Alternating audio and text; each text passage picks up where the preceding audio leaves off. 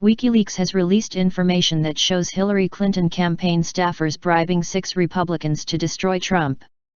In an email from John Podesta to Huma Abedin, the pair discussed diverting Clinton campaign funds to various Republicans who were secretly on the Clinton payroll. ConservativeDailyPost.com reports.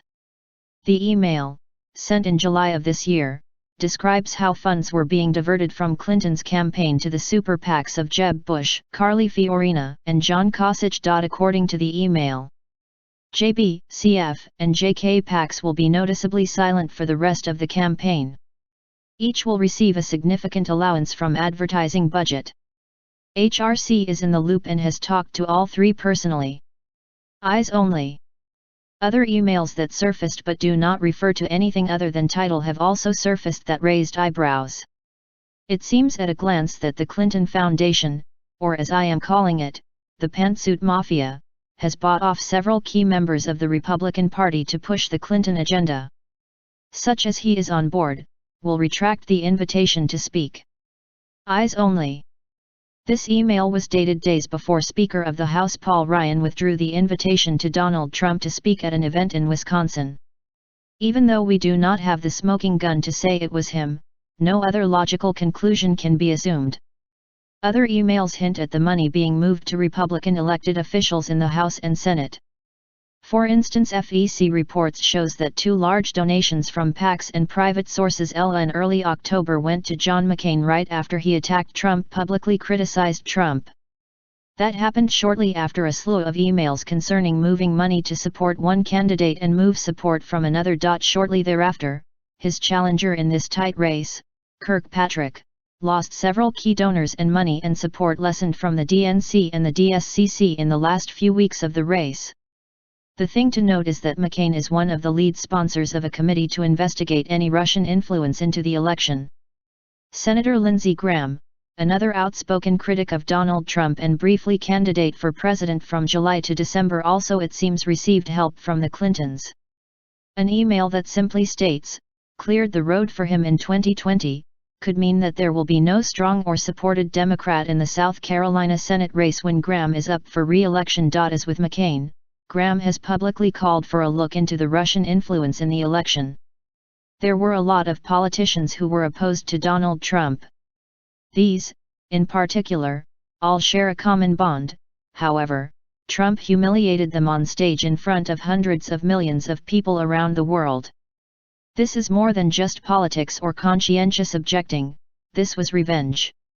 Not just revenge. This is out-and-out treason. Our representatives took an oath to support our Constitution and its laws for our benefit, not theirs.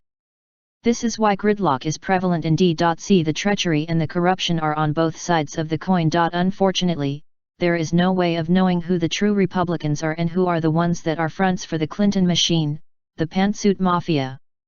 The number of emails is too overwhelming to easily sift through them all to find all of the turncoat Renos.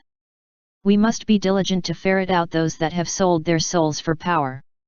The only hope that we have for transparency of the Clintons anytime soon rests in an audit carried out by the IRS. Behold, in recent days, there is a call to impeach the commissioner of the IRS. Interesting times we live in, to be sure. Only time and work on our part will push this audit forward. Even though Hillary lost the presidency, she is still a power behind the scenes with these revelations.